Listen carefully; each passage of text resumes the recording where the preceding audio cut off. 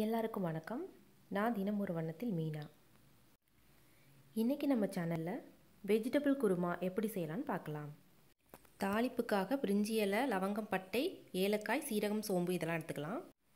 கூடவே வெங்காயம், தக்காளி, பச்சை மிளகா, அப்புறம் கருவேப்பிலை இதெல்லாம் எடுத்துக்கலாம்.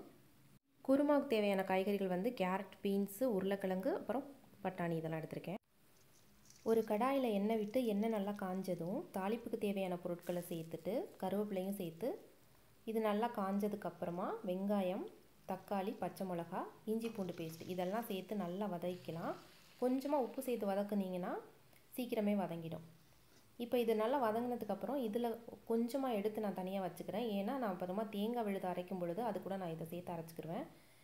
இதை சேர்த்து அரைக்கும் பொழுது குருமா நல்லா திக்னஸாகவும் இருக்கும், நல்ல டேஸ்ட்டாகவும் இருக்கும்.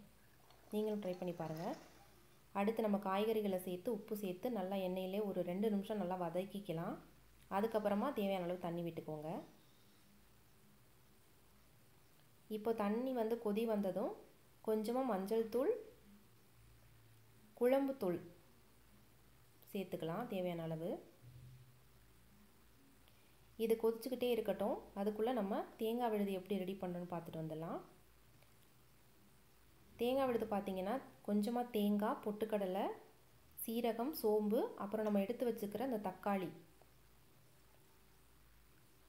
அப்புறம் பச்சை மிளகா, கொஞ்சமாக கசகசா இதெல்லாம் சேர்த்து நல்லா பேஸ்ட்டாக அரைச்சிக்கலாம். இப்போ நல்லா கொதிச்சு கொஞ்சமாக வத்திடுச்சு. இப்போ அரைச்சி வச்சுருக்கிற விழுதை சேர்த்து ஒரு 2 நிமிஷம் நல்லா கொதிச்சா போதும், நம்மளோட குருமா ரெடி ஆகிடும். இந்த குருமா பார்த்திங்கன்னா சப்பாத்தி, பரோட்டா, இட்லி, தோசை எல்லாத்துக்குமே ரொம்ப சூப்பராக இருக்கும். நீங்களும் ட்ரை பண்ணி பாருங்கள். இந்த வீடியோ உங்கள் எல்லாருக்கும் பிடிச்சிருக்கும்னு நம்புகிறேன். இன்னொரு இன்ட்ரெஸ்டிங்கான வீடியோவோட தினம் ஒரு வண்ணத்தில் சந்திக்கிறேன். வாழ்க்கை வண்ணமயமாகட்டும்.